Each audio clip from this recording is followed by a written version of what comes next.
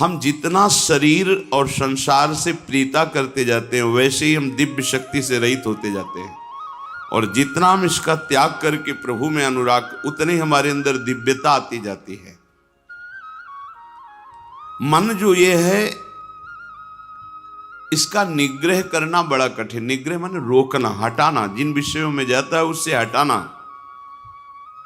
परंतु ये वश में हो जाता है। अभ्यासेन तु कौन्तेय वैराग्येण च गृह्यते। अभ्यास और वैराग्य दो के द्वारा इस मन को वश में करने का उपाय श्री भगवान ने बताया। मन को जबरदस्ती खींचना बहुत कठिन बात है, और प्यार से खींचना थोड़ा सरल है। जबरदस्ती इसके साथ करने में चूंकि हम बराबर हारते गए हैं, इसका जीतने का अभ्यास है, ये मुझे हरा देगा। एक ही केवल उपाय समझ में आता है, अगर थोड़ा सा हमें आधार मिल जाए तो हम इसको वश में कर सकते हैं। आधार, पहला आधार सत्संग। क्योंकि जैसे हमें प्यास बढ़ती है फिर हमें कोई दूसरी वस्तु अच्छी नहीं लगती। जल में मन लगाना नहीं पड़ता। देखिए, जब प्यास लगे तो आपको अधोटा दूध पिलाया जाए कि जल से बहुत ही कीमती है, आपको बिल्कुल नहीं, आपके मन को रुचेगा नहीं। अच्छा, जल का हम चिंतन करें, जल का हम ध्यान करें, ऐसा भी नहीं, बिल्कुल जलमय होगा मन, बस पानी चाहिए। क्यों? क्योंकि प्यास लग गई है। पहला आधार है सत्संग। हम देखते हैं कि जो एकांतिक हैं पर सत्संग नहीं सुनते, बहुत से ऐसे दोष हैं जो उनको अध्यात्म में आगे नहीं बढ़ने देते। देखा है, बहुत से ऐसी जिनको समझ नहीं पा रहे, उनकी वो कमियां हैं जो उनको अध्यात्म की ऊंचाई पर नहीं चढ़ने दे रही, और वो अहम के कारण सत्संग का सेवन नहीं करते। मैं सब जानता हूं, और इसी अहम में वो कमी बैठी हुई है जो तुम्हें भगवत साक्षात्कार नहीं होने देगी।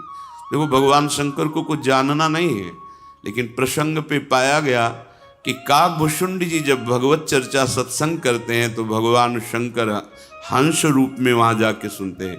क्योंकि शिव रूप में जाएंगे तो फिर उनको खड़े होकर के आदर करेंगे, पास बैठा लेंगे, फिर बोलेंगे नहीं, क्योंकि आदि महादेव विराजमान है उनके सामने कैसे, तो वो हंस रूप में जाए। कहीं भी भगवत चर्चा हो हरि की तो भगवान के परम प्रेमी महान भक्त जो अव्यक्त रूप से वो सुनते हैं।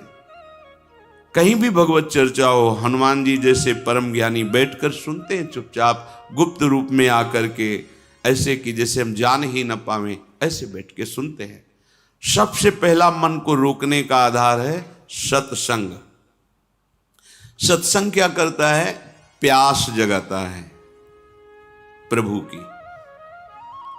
हमें क्यों आवश्यकता है भजन की? हम क्यों भगवत प्राप्ति करें?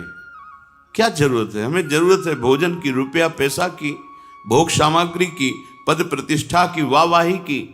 ये असत्संग की बातें सत्संग में पूर्णतया धीरे धीरे अंदर की जो मन में बैठी हुई वो नष्ट हो जाती है, और निश्चय होने लगता है कि भगवत प्राप्ति और भजन ही यही जीवन है। पहला आधार सत्संग है जो हमें प्रभु की प्यास जगाता है। बिना आधार के मन टिकता नहीं है। जब हमें सत्संग रूपी आधार मिलता है तब भक्तों से प्रियता जागृत होती है।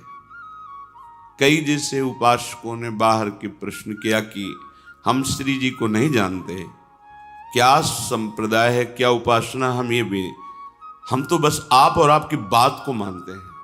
हमारे सामने आप हैं और आपकी